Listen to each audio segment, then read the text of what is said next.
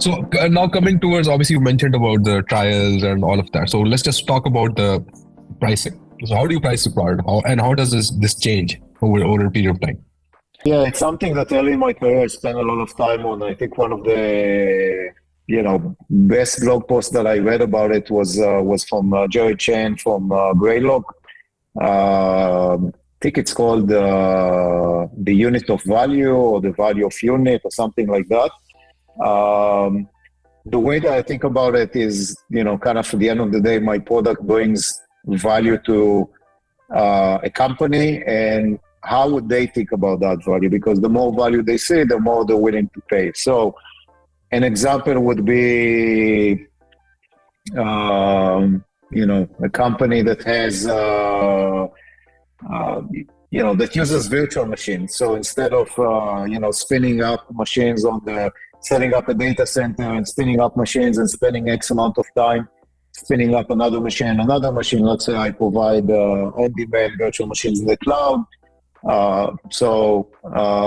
Instead of them paying X money for each machine in the data center and X amount of time for a person to, set up that machine, they use my virtual machines on demand on the cloud. So unit value is number of virtual machines.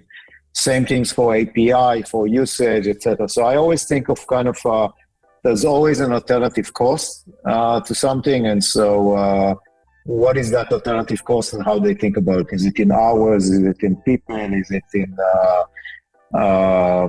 usage? Is it number of users, for example, etc. So and then kind of the way that I price it is, rule of thumb is I always think of what's going to be the cost for them. And depending on how aggressive I want to be, I would kind of discount that cost. So if,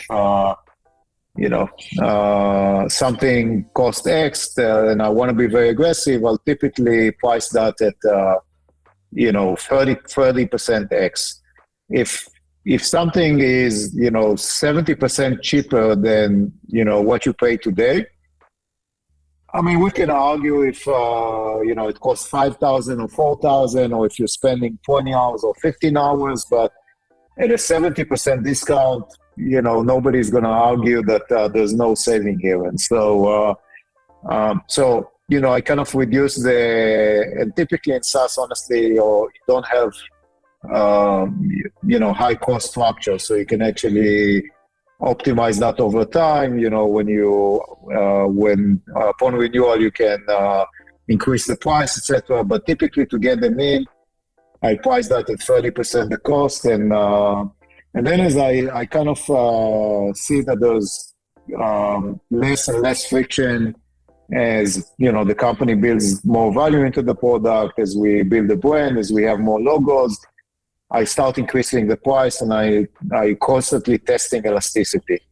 One other thing that I like to do on pricing is, as opposed to like pricing it low, I typically like to discount certain line items, and when you do that, then first of all, upon renewal, you can always say, hey, this was a first year discount.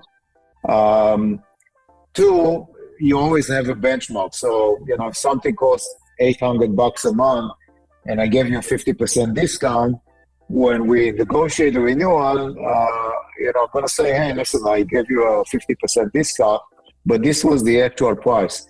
So, and then we start to negotiate somewhere between the 50% discount and the actual price. So the fact that there is, a benchmark to what the pricing is, and again, you chose to discount to get the customer in, doesn't mean that that's, that we actually start negotiations from that benchmark, as opposed to, if we just priced out at $400 a month. So that's a little bit of, kind of things that, come in mind when you talk about pricing.